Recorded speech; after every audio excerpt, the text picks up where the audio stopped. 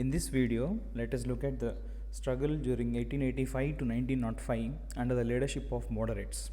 So, moderates are basically members of Indian National Congress with the ideology of peaceful and non-violent protest, along with the methodology of following a process in which they would plead the empire rather than taking any aggressive steps. They would go on a pleading or requesting form of appeasement so that the British Raj would approve their requests. So that was the methodology the moderates used to adopt in the year 1885 to 1905. Let us see their objectives, the nature of the struggle, the contribution with respect to the Indian national movement. The major goal or objective of the moderates was they wanted to increase the representation of Indians at the legislative and executive bodies, both at the center and at the provinces. Provinces are basically the states. So they wanted Indians to be at the executive and legislative positions to make laws and implement them for India.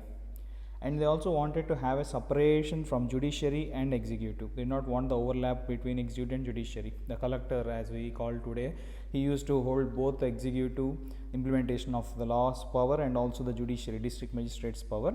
So they wanted to have a separation between these two powers.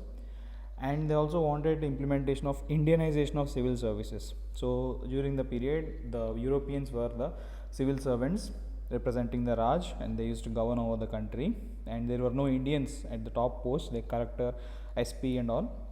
Moderates wanted that to be changed, and they want Indians to hold such high positions. And they also want the civil services exam to be held in India, and syllabus also should be changed according to India. Previously the syllabus was the European history, the European geography, the European culture and all, but now they want that to be changed and to incorporate India into the syllabus, because ultimately the ones who get selected are going to govern India, not Europe. So they wanted that to be changed, and they also want Indians to be eligible to write the exam. The exam was initially held in London, so they wanted the venue of the exam also to be changed, but this request has only been approved in the year 1922.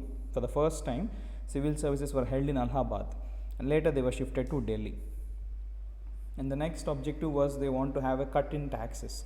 So British Raj is obviously famous for their high value tax imposed on a farmer who is below poverty line. So very poor farmer is made to pay high value of taxes either through the yield of the crop or the revenue which he generates from the selling the yield. So they wanted to have a high say in the tax so that the farmer would not raise his voice against the Raj. They want to suppress them.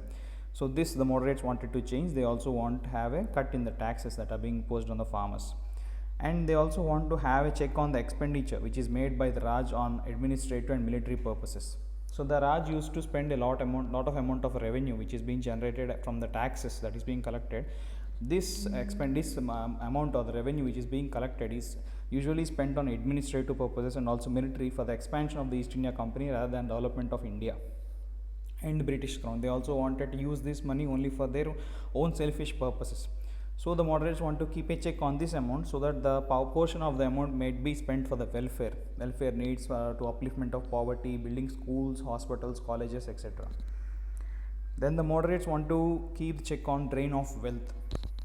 So this philosophy of drain of wealth, where a government would collect the revenue from the people, and instead of spending it on the same people, it would transfer this wealth elsewhere, like today's corruption, where the taxes are collected and they are, instead of being spent on welfare of people, it is being transported or transferred to somewhere else.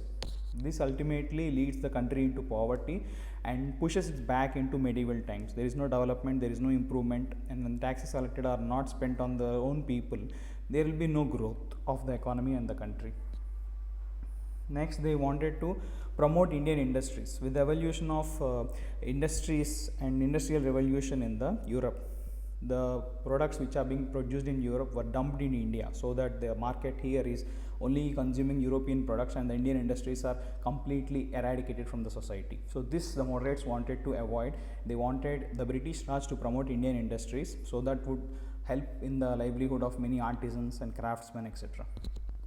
And they also wanted the British to uphold freedom of speech. This is even a bit extra, or something to say, something extra to ask even from the Britishers to uphold the freedom of speech with their history and legacy which we have already known. but it was a moderates at that time. So whenever we look at history, we need to look it through the lens of that point and that period of time. So it is 1885, so we need to look at history from such a lens, not through the lens of 2023.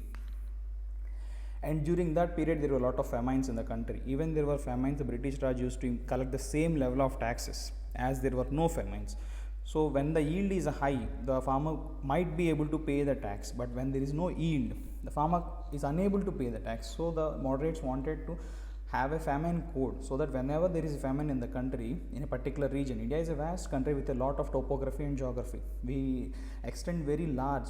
We have around 3000 kilometers in length. So it is not possible that if one part of country is prosperous, you cannot tax the entire country on basis of revenue generated in that part of country. There might be famines elsewhere. So we need to have a famine code, so that the farmers of that regions where the famine is being affected, they are exempted from paying the tax. So these were the major objectives of moderates. Let us see the nature of their struggle. In their struggle, they usually met in the last 3 days of the year, that is December 29, 30 and 31. They used to meet at different cities of the country, throughout the country, different cities they used to meet over there, and among themselves they used to elect someone as the president. Generally it is a consensus, there was no voting and all initially, but later on this has changed and it has turned to vote and elect a president. Initially it was based on consensus. They would adopt a leader, make him a president, and under this a session would be conducted annually for 3 days in last 3 days of the year, and they would develop a resolution on which they used to agree, and they would draft the resolution and present the same resolution to the viceroys or any other authorities. If it is a centrally drafted resolution, that is, if it is meant for the entire country, it is being submitted to the viceroy or the governor general of India, as according to the time whoever is been in the seat. And if it is a provincial, like for a particular state, if the Bombay province is under drought and they bring up a resolution to implement a famine code in Bombay province, so then they used to submit this resolution to the governor of Bombay rather than giving it to the viceroy. So that was the approval, that was the nature of struggle which they have followed during the moderate phase. So if we look at the contributions made by moderates, we can see that the political struggle of the early nationalists has created an all India platform, which was used later on by other nationalist leaders to promote Indian independence struggle through the masses. So when the masses moved into the movement, the Raj would initially bend to the demands made by the masses. Then they have developed a democratic and secular culture in Indian politics, so that there is no bias or there are no divisions based on caste, religion, creed, regionality, etc. There was unity. When you ask for something, unity gives you a lot of strength. When you are united in voice and united in your struggle, it gives you a lot of strength to fight against a region or an anarchy or a monarchy. So they have developed the sense of unity among the people who are being participated. The early nationalists have also aroused a feeling of patriarchy. So a patriotic feeling has been developed, especially among Indians and especially among that to the youth, so that this struggle can be carried on further through the next generations. And somehow or the other, the pressure which has been brought by the moderates, even through petitions, files and all, this has made some impact, and the government was somehow forced to bring on some reforms into the country. The early nationalists, they majorly came from urban middle class and upper caste families, because they are the only ones who have money to study and understand this ideology of liberty, equality, fraternity and all. So they were the only people who have this privilege to study all this and fight for the entire country. So initially they were the only participants. Later on, as we proceed further in Indian national movement, the masses, fed up with the British Raj, they also involved into the freedom struggle, and they also fight for the freedom of the country. So if you like the video, please subscribe to my channel.